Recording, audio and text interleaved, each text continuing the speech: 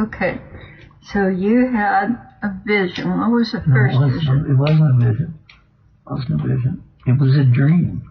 These were real experiences, dreams. I'm talking about me, when you prayed for me. You were an adult sitting on a plastic swing. You were trying to swing, but you were pulling to the right, way over to the right, your arms and everything, and your legs, like you were afraid of something. Wow. And like in the neighbor's yard to the left, there literally was on the street out there was a car wreck, right? In the neighbor's yard. And just outside of the yard you were in, even. Because it was a car wreck and it was really close to you and it scared you. This way, if you can. It was really close to you and it scared you. Wow. And then there were sharp metal pieces from something else, like shards of metal coming in. And they were very real. No wonder you were afraid and leaning on the swing. And suddenly... What do you think those were? Well, we'll get to that. Okay. Suddenly, all that faded away. Okay. And you were, as I've seen you for over 30-something years now, I always see you as a little girl, about 6 years old, in a little summer dress, barefooted. And you don't know enough to be afraid or to be complicated or anything. You're a 6-year-old. Mm-hmm. It's not the way we grew up here. It's the Lord restoring the way we should. Right. In a perfect world, so to speak. Right. How it would have. This is how you would have grown up. This is what I'm taking you back to now. And a little yellow sundress with 2 straps, barefooted, little pink toes. And you were just swinging. There were clovers and dandelions and things. It was sweet. Uh-huh. Yeah. Okay. And real. Very real. Okay. Okay. I love yellow. Really? Mm-hmm. That's why I bought that yellow rug that I had to return. Well, it really cheers me up. Okay. Yellow is very close to bright gold. Mm-hmm. It's beautiful. It was a clear early summer morning kind of day, like when we were children, you know? Right. Kind of a wonderful day. Yeah. Had a care in the world. Beautiful day. Well, didn't know enough to have care in the world. You just popped your little head up like a little bird in the nest, you know, little hair sticking everywhere. Mm-hmm. It was a new day. Mm-hmm. Okay. And what was the other vision? And the other part that I saw for you while Mother Anna and I, our baby Dulta, were praying for you, a beautiful beach, sand as white as white can be, and little bits of seaweed here and there. And they were even pretty, like a ochre color, green, whatever seaweed ends up being. But everything was so fresh and clean and pure and untouched and perfect. And the waves coming in were soft, gentle waves, aquamarine. In fact, at times it was like a cove, like the ocean water was coming into this cove where the beach was. So the water was calmer there, and sometimes almost still. Especially when the tide came in the morning or went out.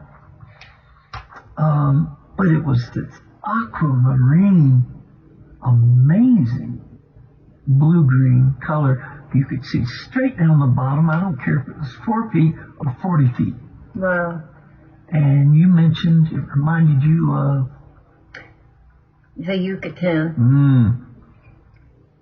Yucatan Peninsula. Speak a little louder. The Yucatan Peninsula. Yeah. It was a cove. Really? With white sand. Wow. Did you get out in the water?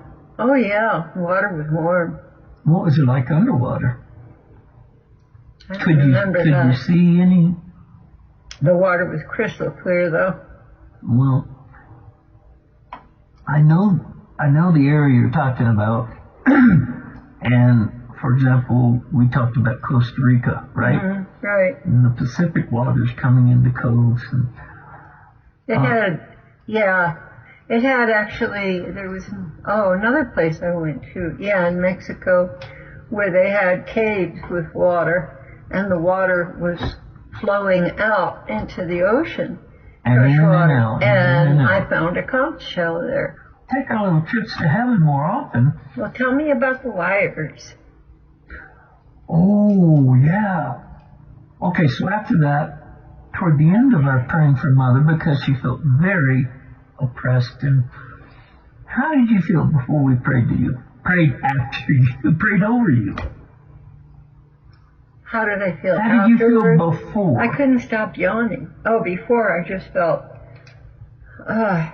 capped off and numb inside. No inspiration. No, nothing. Just like creativity had been shut down, capped off, and no incentive at all. Complete, I don't know, boredom, emptiness. And I had to confess, looking at something in a news article of Melania and her son I shouldn't have looked at. It took me We get distracted, especially if we get on I allowed myself to dumb follow internet. something I shouldn't have followed. It can be good. I mean, you're listening on the internet right now, but that's a good way. Get your news from the Lord, man. You know? Oh, I wasn't trying to get the news. I'm talking to our heart dwellers. You know? Better to get your news from the Lord.